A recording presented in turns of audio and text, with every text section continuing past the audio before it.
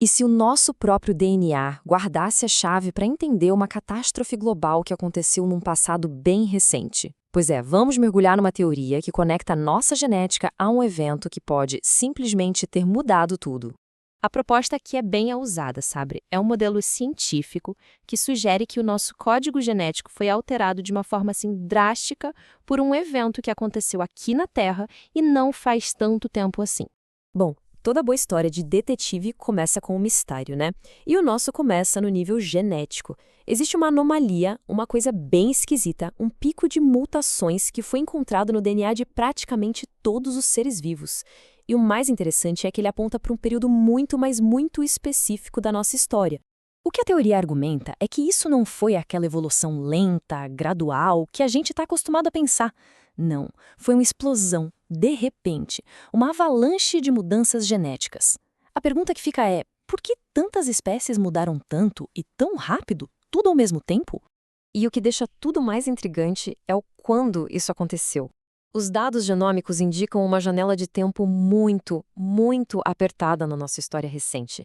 Pensa só, a gente saiu de uma estabilidade genética para uma explosão de novas variantes em questão de poucos milhares de anos. É um piscar de olhos em tempo geológico. Agora, a investigação fica mais específica e foca num gene que é tipo o guardião do nosso genoma, o TP53. A função principal dele é essa mesmo, proteger o nosso DNA contra danos e, super importante, impedir o surgimento de tumores. Ele é, sem exagero, fundamental para a nossa sobrevivência. E aqui está o ponto central do mistério, pessoal. Nos nossos ancestrais, lá nos Neandertais, por exemplo, o gene TP53 era super estável, quase sem variações. Já nos humanos de hoje, a gente encontra milhares de variantes e muitas delas, infelizmente, estão ligadas a doenças. O que raios aconteceu com o nosso guardião? Certo. Então, que tipo de evento teria esse poder todo de causar um dano genético em escala global, afetando um monte de espécies diferentes ao mesmo tempo? A teoria aponta para uma causa bem poderosa e que veio de fora. A escala da coisa toda sugere um fator ambiental que afetou o planeta inteiro. Tinha que ser algo com uma força descomunal para conseguir mexer no código da vida em todos os cantos do mundo. E aqui, o modelo propõe uma ideia que soa até como ficção científica. O planeta inteiro teria sido banhado por um pulso de radiação absurdamente intenso. Uma onda de energia mutagênica que basicamente reescreveu o DNA da vida na Terra. Ok, mas de onde teria vindo um pulso de radiação tão gigantesco assim? A resposta que a teoria propõe nos leva a olhar para cima, para o cosmos. A fonte dessa radiação toda, segundo essa linha de pensamento, não seria um processo geológico lento e gradual.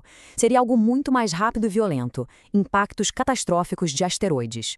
Esse é o mecanismo que a teoria sugere. Um impacto gigante causa uma pressão absurda na crosta da Terra. Essa pressão, em rochas específicas, ricas em ferro, poderia iniciar uma fissão piezonuclear, que nada mais é do que a liberação de nêutrons, gerando um pulso radiativo global. É como se o próprio impacto transformasse a crosta do nosso planeta num reator nuclear por um instante.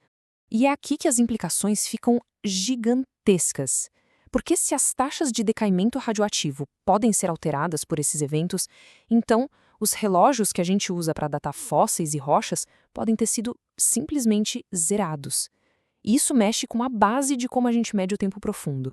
E se a nossa forma de medir o tempo pode estar equivocada, isso muda completamente a maneira como a gente olha para o registro fóssil.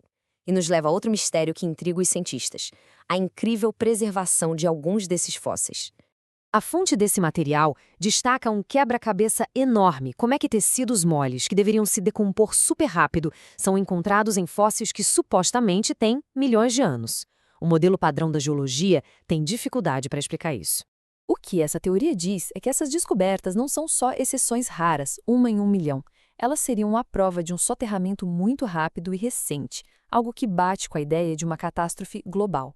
E, o mais importante, esses tecidos poderiam conter um DNA pré-catástrofe perfeitamente preservado, uma janela para o passado. Tá, mas e daí? Como essa história cósmica toda se conecta com a nossa saúde hoje em dia? Qual é a aplicação prática disso tudo? Acredite, é bem direto ao ponto. Esse modelo nos dá um jeito totalmente novo de olhar para as doenças modernas.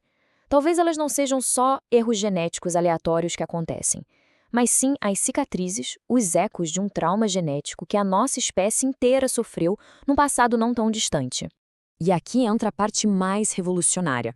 A fonte sugere que, se a gente entender a nossa genética pós-catástrofe, podemos, por exemplo, usar a paleogenética para restaurar versões canônicas, as originais e mais saudáveis, de genes como o TP53. Imagina só, poderíamos comparar o nosso DNA com esses padrões antigos para diagnosticar e até tratar doenças com uma precisão que nunca vimos antes.